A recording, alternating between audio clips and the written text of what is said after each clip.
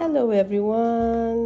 Welcome back to my channel. This is your host, Marian DC. Ayan, look at my mga alaga. Yes. Ayan. So kanina, naghanap ako ng roaming na pet groomer para hindi na ako lalabas. Nakita naman ako. And okay naman yung price nila. Yan. Ang concern ko lang kasi first time nilang magpapagroom. Kasi hindi talaga sila nagpapagroom. So baka mahirapan yung groomer. But mukha namang wala namang pahirapang naganap. At kita nyo naman, yung buntot ng alaga ko. Ang cute nila. Ito si Boncho, walang ginawa kundi amuyin itong dalawang ito. Yan, kasi hindi ko naman siya pinag-group. Wala naman siyang balahibong magmamat. Kasi nga, uuwi kami. So, para hindi masyadong madumi yung bahay, ganito na lang yung ginawa ko. Pag-groom ko sila bago kami umalis para walang masyadong kalat na balahibo. Yan. Ito nga kay T'Challa Marie, nilive out niya yung neck, tsaka yung head, tsaka yung tail. Kaso, kay Shuri, may nakadikit daw na poop. Kaya yan. Kailangan pero ang cute pa rin niya. Mukha siyang leon. Diba ang cute? Ito mga alaga ko, grabe. So, yan. At ito naman, ang problem naman nito, may sugat sa tenga, pero baka si ate na ang bahala. Papa-check up na lang sila kasi wala na kaming time.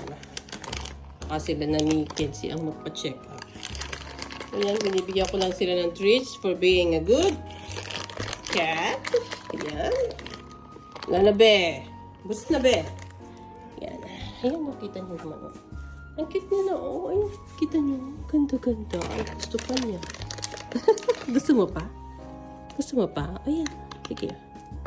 Oh, bango-bango pa ng dalawang to. Grabe. Ang bango niyo.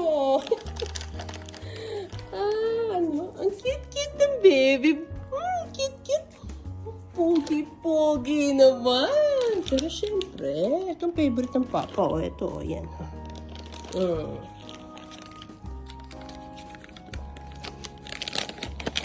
Jealous si Bonchon kasi mabango yung dalawa. Shuri, get it.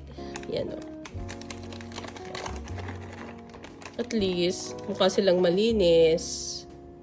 Gusto ko sana rin ipaano to Gusto ko sana rin paliguan to si Bonchon. Kaso, matapang to Ayoko magbaka sakali. Baka matulad to dati kay Bessie. Kasi, nung buhay pa si Bessie, tinry ni husband na dalhin sila sa, yung roaming din na pet groomer. Alam nyo ba?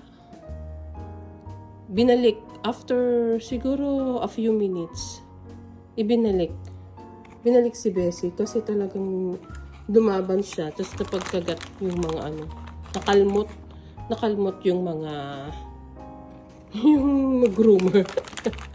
Nakakahiya. Pilipino pa naman. So yun. Talaga kasi si Bessie is sa vet talaga siya. Sa clinic talaga siya ginugroom. Ayan. Ayan. Ito pa. Ayan.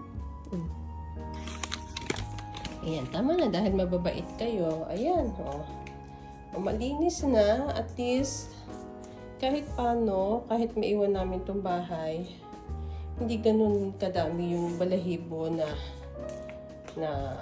kakapit. Lalo pat napapaka mga tamad naman ng mga anak ko. Yung dalawa, ay naku, kung hindi yun maglilinis, hindi mo talaga yung pagsasabihan, hindi talaga sila maglilinis. So, yun. Happy naman ako. Kahit medyo masakit sa bulsa itong dalawang ito. Ang isang full groom ay 200 reals. So, 400 sila.